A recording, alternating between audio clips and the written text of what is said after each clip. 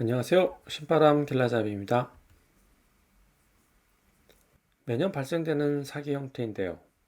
올해는 새로운 사기 기법을 들고 또 나왔다고 합니다. 글쎄, 전세 사기꾼이 전세 보증금을 이용해서 사기 행각을 벌이고 있다고 하는데 이거 참 문제인 것 같습니다. 그런데 더 큰 문제는 이런 전세 사기에 대해서 보험사가 보험금 지급을 거절한다고 하니 그게 더 큰 문제가 된 것 같습니다. 사실 보험이라는 게 이럴 때를 대비해서 들어둔 것인데 지급을 거절당한다고 하면 이거 얼마나 황당하겠습니까? 그래서 무슨 내용인지 한번 알아봤습니다. 우리 시청자분들 대부분 50대 이상인데요. 아마도 자식들이 대학생이거나 빠르면 결혼을 앞둔 30대일 것인데 대학가 근처에 있는 원룸을 하나 얻어주거나 또는 신혼부부가 된 자식이 살림집으로 신축 빌라에 전세를 들기도 하는데 이때 앞에 말한 것처럼 사기라도 당하는 날이면 얼마나 황당하겠습니까? 다들 자식들에게 부동산 계약할 때 항상 조심해야 한다고 말은 하지만 그게 자녀들한테는 잔소리밖에 더 되겠습니까? 차라리 내가 직접 찾아가서 등기부등본도 확인하고 계약 내용도 확인하는 게 속 편하지 않을까 생각되는데요. 그런데 그거 아십니까? 우리 자식들 생각보다 똑똑합니다. 집 계약할 때 나름 인터넷이나 유튜브에서 어떻게 계약하는지 먼저 공부하고 나서 하기 때문에 최소 기본은 할 줄 압니다. 어떻게 하는지 한번 볼까요? 번듯한 복덕방 찾아가서 마음에 드는 집 결정한 후에 그 집 등기부등본 열람해서 근저당 선순위가 있는지 확인하고 집주인과 반드시 계약서를 작성합니다. 거기다가 잔금 내자마자 계약서 들고 주민센터로 달려가서 전입신고와 확정일자를 모두 받아 대항력같이 갖추게 되는데 어때요? 여기까지 뭐 빠뜨린 게 있을까요? 아니면 뭐 더 확인해야 될 일이 있을까요? 기껏해야 보증보험 추가로 가입하는 정도잖아요. 그런데 뭐가 문제가 돼서 전세 사기를 당했을까요?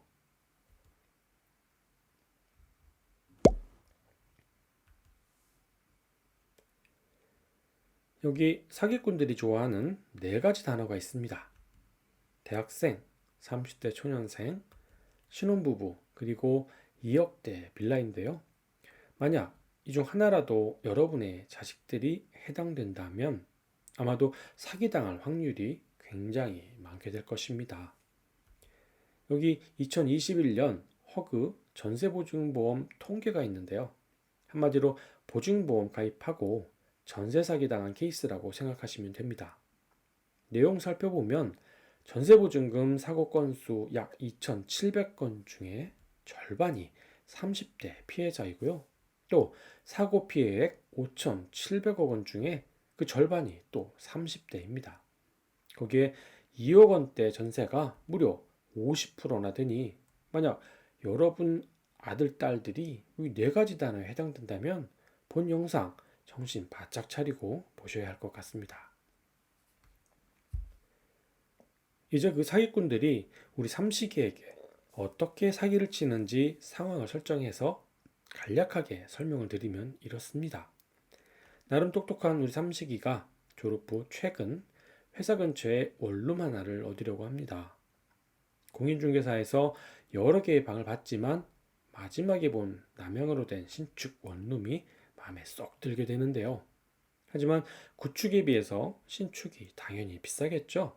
그래서 삼식이가 좀 망설이다가 좀 더 싼 것을 찾으려고 할 때 집주인이 이렇게 한마디 합니다.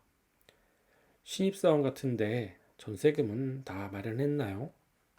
그때 삼식이가 말하죠. 아니요.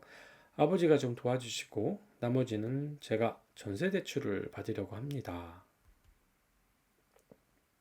대출 받는 소리에 집주인이 한마디 더 합니다.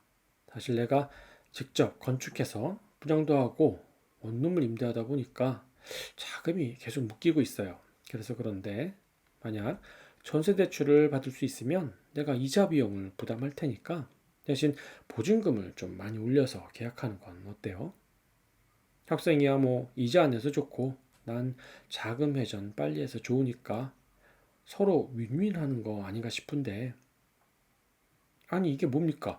대출 이자를 대신 내준다고 합니다. 한마디로 삼식이 보고 공짜로 원룸에 살라는 이야기인데 이런 경우가 있을까요?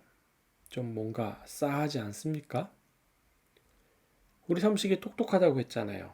당연히 뭔가 의심을 하게 됩니다. 아무리 마음이 좋은 집주인이 사업에 목돈이 필요하다고 해서 이자까지 대신해 주지는 않을 것 같다 생각했으니까요. 그런데 집주인이 이 한마디에 신뢰가 가기 시작합니다. 혹시 모르니까 꼭 보증보험은 가입하도록 하세요. 내가 협조할 테니까. 아무리 사기꾼이라고 해도 보증보험 가입해 놓으면 어찌됐든 내 원금은 모두 보존할 수 있으니 안심하지 않을 수 있잖아요. 그쵸? 삼식이가 인터넷에서 배운 대로 복덕방에서 선순위 근저당이 없는 것을 확인하고 전세 계약 맺습니다. 거기다가 약속한 것처럼 전세 보증보험까지 일사천리로 가입을 합니다. 이제 깨끗한 신축 원룸도 구했으니 잘 살기만 하면 될 일입니다. 한참 지난 후 어느 날 은행에서 어마무시한 독촉장이 날라옵니다. 내용을 보니 대출이자가 연체됐다는 것입니다. 놀란 눈으로 집주인에게 전화를 해보지만 역시 정지된 번호라고 안내합니다. 뭔가 이상하다 싶어 중개사무실로 달려가죠. 거기서 다시 등기부를 열람해 보니까 아니 이게 뭡니까? 잔금 낼 때까지도 없었던 집주인의 명의가 변경된 것 아니겠습니까? 그것도 잔금 납부한 날 말입니다. 혹시 몰라서 바뀐 집주인을 찾아가 봤더니 역시나 의사표현도 불분명한 신용 불량자였습니다. 사기를 당했다는 현실을 이제는 인정해야만 했습니다. 그래서 우리 삼식이 보증보험 가입했으니까 그나마 안심이라고 스스로 위안을 합니다. 하루라도 빨리 이 지옥에서 벗어나기 위해서 이제 사기 맞은 보증금 대리변제 받으러 삼식이 보증보험 회사에 찾아갔더니 보험사에서 이상한 소리를 합니다. 지금 같은 경우 보증금을 지급할 수 없다고 합니다. 아니 도대체 무슨 소린가 했더니 이유가 이렇습니다. 삼식이가 대항력이 없으니 집주인이 삼식의 임대차 계약을 승계한다는 특약이 있어야만 한다는 얘기입니다. 이 사기꾼 대항력 발생 시점인 법의 호점을 교묘하게 이용한 것이죠. 이 부분이 정말 중요하니까 잠깐 설명을 좀 드리면 임대차 계약을 1월 1일에 하고 그리고 한 달 후에 잔금을 2월 1일에 치르면서 동시에 주민센터에 전입과 확정 일자를 받아놓지만 사기꾼이 2월 1일 잔금 치를 때 명기 변경을 동시에 접수하게 되면 법에서 전입신고는 다음 날인 2월 2일 0시부터 대항력이 발생하게 돼서 결국 소유권 변경 사항보다 후순위가 돼서 대항력 지위를 가질 수 없게 되는 것입니다. 결국 삼식이는 전세대출금 일부라도 돌려받기 위해서 마지막 방법인 경매를 신청하게 됩니다. 경매가 잘 진행돼서 보증금을 돌려받았으면 좋겠지만 사실 이마저도 마음대로 되지 않습니다. 당장 전세보증금이 매매 시세보다 높게 계약했기 때문에 몇 번의 유찰로 보증금이 반토막 났기 때문이죠. 결국 삼식이는 손해를 최소화하기 위해서 직접 경매에 참여해서 낙찰을 받게 됩니다. 삼식이가 낙찰 허가를 받고 이제 끝인가 보다 하는 순간 생각지도 않은 복병이 등장합니다. 바로 왼수 같은 집주인이 그동안 연체한 세금까지 삼식이가 내야 된다는 사실이죠. 아니 그놈의 재산세, 종부세를 왜 내가 냅니까? 라고 하지만 사실 경매의 당해세는 국세와 지방세로 최우선 순위로 배당되게 됩니다. 결국 우리 삼식이 공짜인 줄 알았던 신축 원룸이 은행 대출이자는 말할 것도 없고 사기꾼 재산세와 종부세, 세금까지 대신 내주면서 살았다는 것이죠.